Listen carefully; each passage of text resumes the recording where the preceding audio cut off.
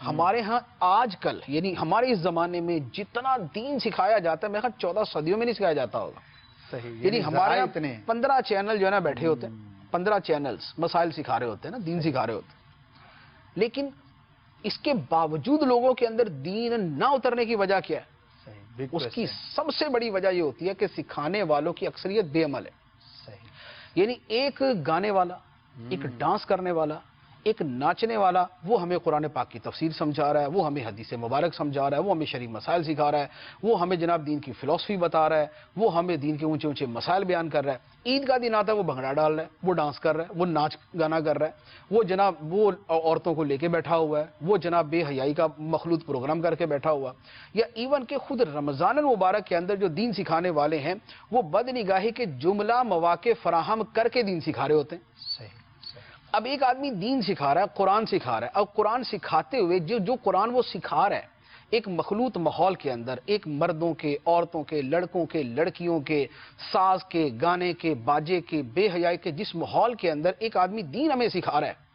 وہ جو قرآن ہمیں سکھا رہا ہے وہ قرآن ہی کہہ رہا ہے قُل لِّلْمُؤْمِنِينَ يَغُضُّوا مِنْ أَبْصَارِهِمْ کہ مومن مرد اپنی نگاہیں نیچی رکھیں. وہ قرآن ہمیں کہہ رہا ہے قُل لِّلْمُؤْمِنَاتِ يَغْضُضْنَ مِنْ أَبْصَارِهِنَّ مومن عورتیں اپنی نگاہیں نیچی رکھیں. وہ سب کو نچوا رہا ہے،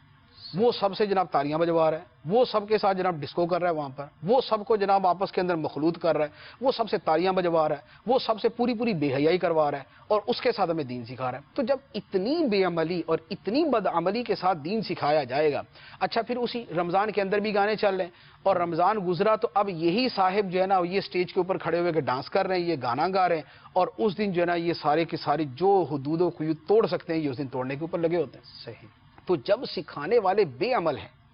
تو اس کا نتیجہ یہ ہوتا ہے کہ لوگ کہتے ہیں کہ یار اگر دین اسی کا نام ہے نا تو پھر اس پر تو ہم پہلے ہی عمل کر رہے ہیں، ہم میں کیا برائی ہے پھر. یعنی اگر دین جو ہے اسی گانے باجے کا، اسی جناب ڈھول ڈمکے کا اور اسی ناچ ڈانس کا اور اسی ہلڑ بازی کا اور اسی جناب تو تکار کا اور انہی تالیوں کا اور اسی بے پردگی کا اور اگر اسی مرد و عورت کے اختلاط کا اور اگر اسی جناب جو ہے نا وہ بازاری جملے بولنے کا اور اگر اسی مستی مذاق کا اور اگر اسی استہزاء کرنے کا اور اگر اسی شور شرابے کا نام دین ہے تو ہم تو بہت معامل ہے. صحیح.